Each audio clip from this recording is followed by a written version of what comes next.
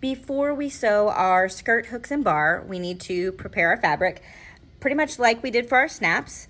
You have one piece of fabric cut out with the seam allowance added. We're going to ignore this stitch line, fold the fabric in half lengthways like a hot dog, and give it a good press. Again, this gives us 2 layers of fabric to work with, which makes this more stable and easier to sew with. Before I demonstrated the technique for how to sew on hooks and bars, I wanted to point out the difference in types of hooks and bars. So these are 2 of the most common types. This is a skirt hook and bar, and if you were doing the basic track, you are sewing this one on. And this is a regular hook and bar, and this one is called a loop. This hook can attach to both a bar and a loop. If you are doing the advanced track, you will be doing this, you'll be sewing these as well. You'll be doing the hook and the loop. But I just want to just point out the difference of what these look like. So this is what this one looks like from the side. That is the hook. This is what this hook looks like from the side. It's got a bar. Both of them have a little bar underneath to help it grab onto the bar or the loop or whichever is the other half that it is attaching to. And like snaps, hooks and bars come in basically 2 colors, black and silver. You can get them in other colors, but typically they're just black and silver. Most of what we use in sewing for the stage is a skirt hook and bar because it is a bit stronger than a traditional hook and bar or hook and loop.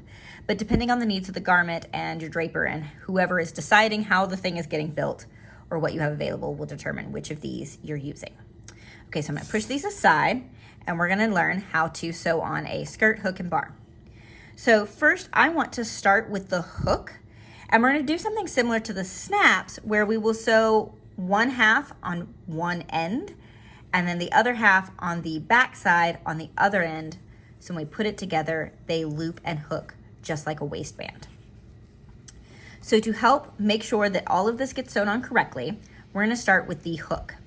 So as you can see, it kind of makes this T shape, and this end is where the bottom of the T is where the bar hooks into this hook. We want the T in about the middle with the long end pointing this way. So the wide part of the T closer to the short end and the longer pointy end going like this. You are also going to use a double threaded needle just like we did with the snaps because again, we need any sort of fastener to be sewn on very securely because it is going to take tension from being put on a performer's body. So you're gonna place your hook roughly in the middle, triple check that it is facing this direction. We're gonna pick it up and then you sew it on, honestly, pretty much like the snaps.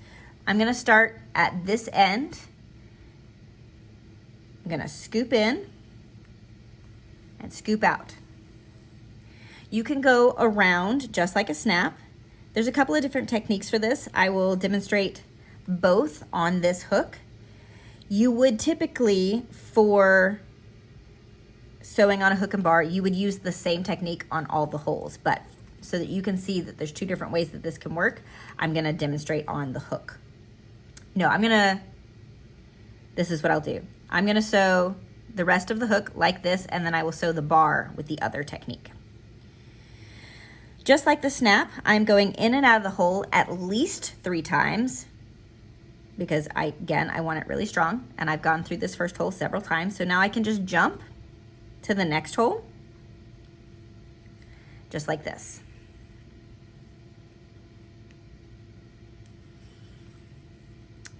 At least 3 stitches. If I can find the hole, there it is.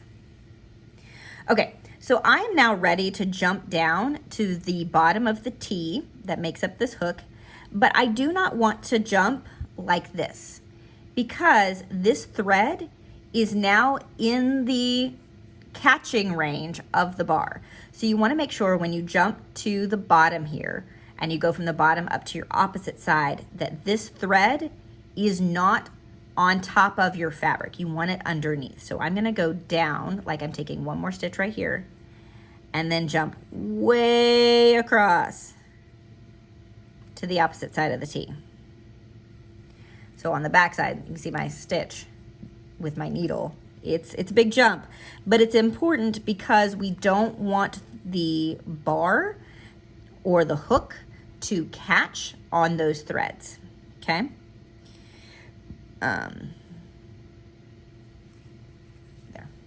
Now it's going the direction I want it to go.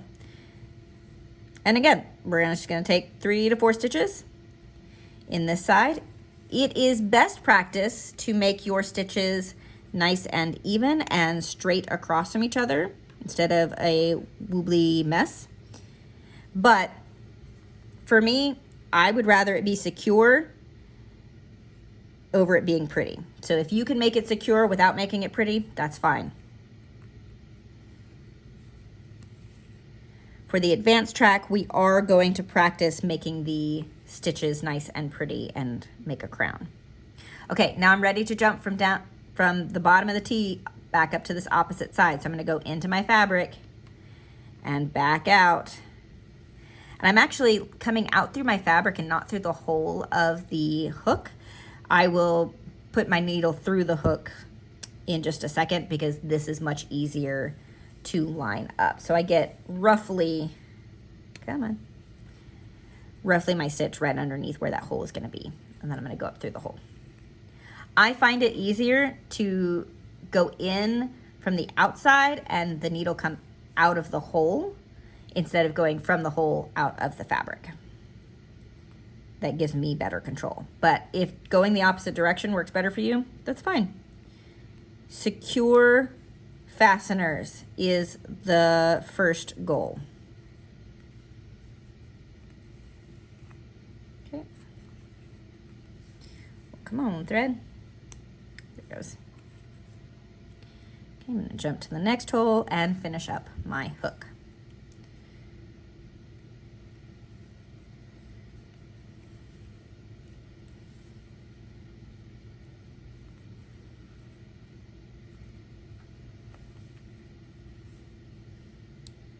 Thread is wanting to be a little bit of a jerk.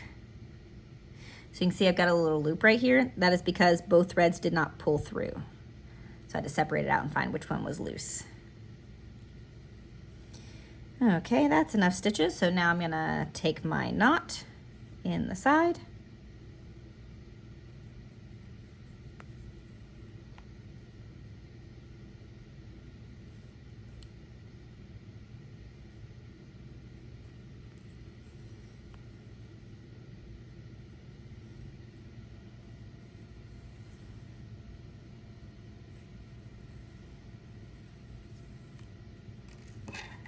Okay.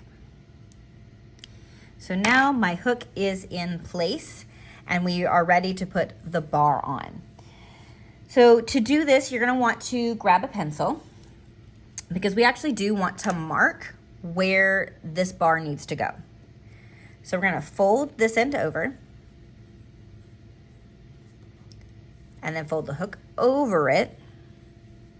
I'm gonna line up my edges so that it's nice and even. Let's see if I can get this in a way that you can see. So I can see my hook right here. So I'm going to mark with my pencil each side of the hook. Just like that. So that tells me where this bar needs to go. I'm gonna flip this over. I can see my marks. And now I want to line my bar up with those lines. Now, what I was marking from this point to this point. You could mark from the outside edges if you want. I just find that I'm more accurate whenever I take from this side right here instead of the outside edge. Okay, let me get my thread prepped again. Now to sew on this bar, I'm gonna show you a slightly different technique from what we did on the hook. Both techniques are perfectly valid, they're fine. You are welcome to try one or both, whatever floats your boat. I just wanna show you that there's a couple of different ways to do this. Ultimately, when we are sewing a garment though, we don't want to see all of these stitches from the right side of the garment. So whichever techniques helps you best accomplish this is the one you should go with. Okay, so I'm gonna place my bar right on my lines. And again, I'm using a double-threaded needle. Here's the tricky part, is holding it in place as you start your stitch. So I'm actually going to come from the back side with my knot and come straight through the hole. Then I'm going to go down into the hole beside it. This does make for a nice pretty hook or bar, the stitching, but it does require you to sew all the way through. I find this to be less time efficient. It's pretty. Your stitches can probably be seen from the right side depending on what you're sewing. And it takes more time. So I don't usually use this technique. So I'm just going in and out, in one hole, out the other. Okay, so I have like 5 or 6 stitches on this side. And you can see it's nice and clean. So now I need to jump to the opposite side. You do not, just like with the hook over here, we don't want thread passing under the bar, especially here, because the hook can catch the thread and it will cause tension that can make this break off. So I'm gonna, from the back side, jump over to the other half of my bar.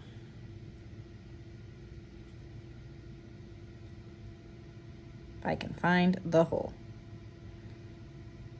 There it goes. So now I'm sewing on this side, and there is the stitch going from one side to the other. I'm gonna rotate this around to make it a little easier to hold in my hand.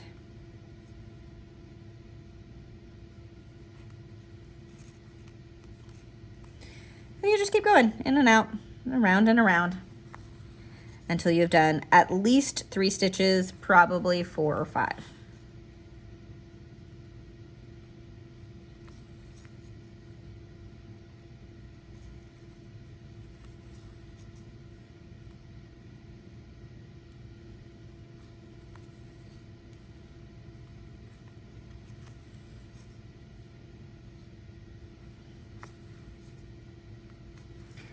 Okay, because I did my starting knot on this side, I'm gonna do my finishing knot on the same side.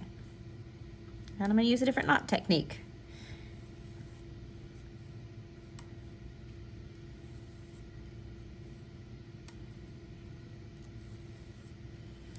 Trim my threads, and then just like the snaps, always, always, always check and make sure that your hook and bar function the way you need to, because if they don't, then you've sewn something incorrectly.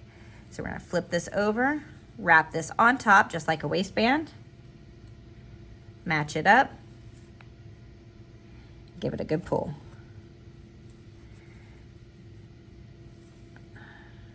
There we go. All right, it works. Just like that. And then I'm gonna undo it. It's actually, the bar underneath this skirt hook is poking up a little, so it's not quite latching like it's supposed to. But that is a problem with the hook. There it goes. All right, so we've tested it, it works. I'm putting tension on this. Nothing's going anywhere. And that is how you sew a skirt hook and bar.